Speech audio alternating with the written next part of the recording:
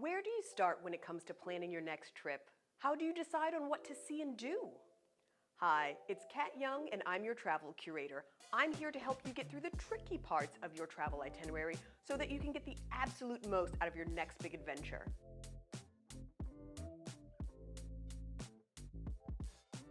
Today, I have 4 tips for you to use as you plan your next itinerary. It's a common problem. You've chosen your destination, the tickets are booked, but you start to feel like you didn't have enough time to plan all the things you wanted to do when you get to your dream destination, right? Hey, this can be the case whether you have a few days or even several weeks to stay there. So let's start with tip number 1. Start working on a list of activities right away. Once you've selected your destination, think through all of the sites you want to see and all of the activities you plan to do when you get there. Write them down or open up a document on your computer or your phone, just so that you have a place to look back and review your wish list. Traveling with family or friends? Make sure you ask them for their thoughts and ideas too.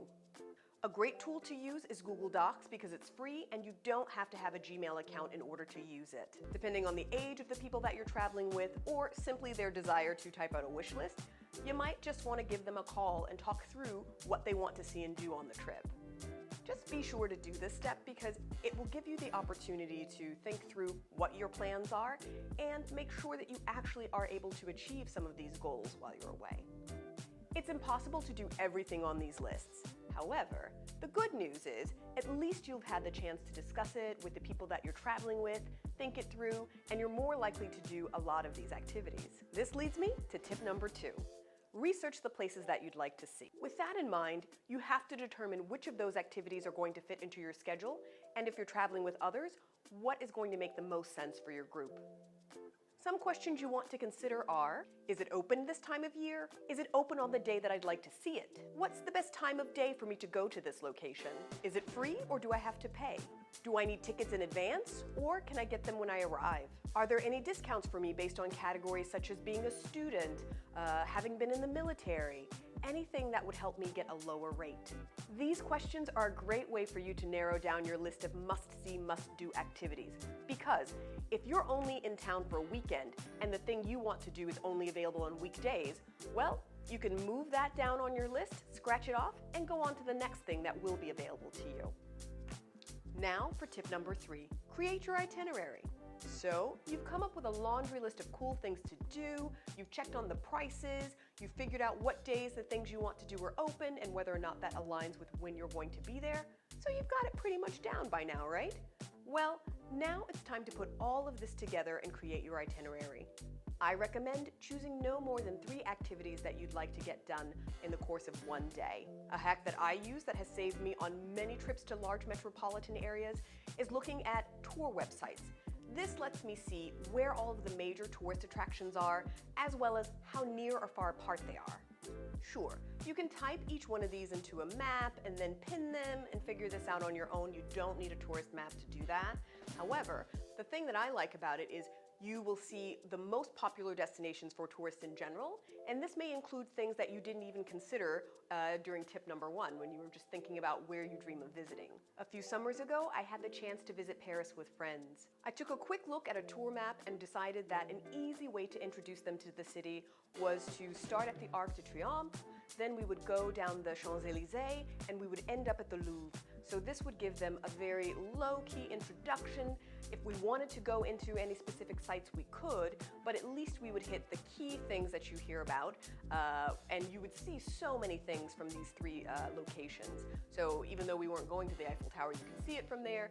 But starting off at the Arc de Triomphe, going down the Champs-Élysées, ending up at the Louvre, you've covered some of the major destinations, and that's just with the half day in the city.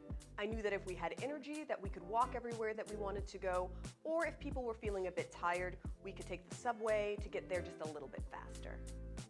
Finally, we've arrived at tip number 4. Think about your transportation needs. This one is an easy one to underestimate and overlook. As you finalize the details of your itinerary, please make sure to consider this for yourself if you're traveling solo, as well as to discuss it with anyone else that you are going to be traveling with. Do you live in a big city where you take public transportation every day? Or do you drive everywhere you go? Maybe you prefer getting where you need to go on foot, or you take a bike. If you're traveling on your own, thinking about this in advance will help you choose what makes the most sense during your sightseeing. If you're traveling with others, you need to ask them how they normally get around and what they prefer to do when they're on vacation. Sometimes those two are not the same. My mom and a bunch of her siblings came to visit New York City, and I was so excited to show them around town. We did the whole tour bus thing, and that was really great. So I figured, hey, why don't we take a break from the bus and walk around the financial district before dinner? A good idea in theory. But the reality was that although these are relatively healthy people who enjoy being outside, they were tired. It was their vacation. And so we ended up taking a lot of snack breaks, a lot of water breaks, and I really think that in the end, they would have preferred to just stay on the tour bus. So, lessons learned. Nobody was upset. Everyone was a very flexible traveler. So I think in the end, it all worked out. But this is why I'm telling you to think about transportation needs and to talk about it with your group if you're traveling with other people.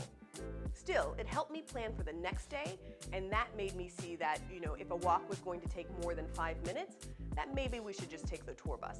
We paid for it already, so why not enjoy it? When you're thinking about transportation, make sure you consider the following: the overall health of each traveler, mobility issues, energy levels, price sensitivity, personal preferences. Maybe everyone is cool walking around most of the time.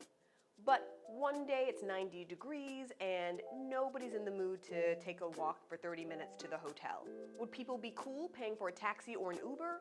Or would they prefer paying a little less and taking the subway? This is what you want to think of when it comes to transportation, and that will save you a lot of headaches for sure.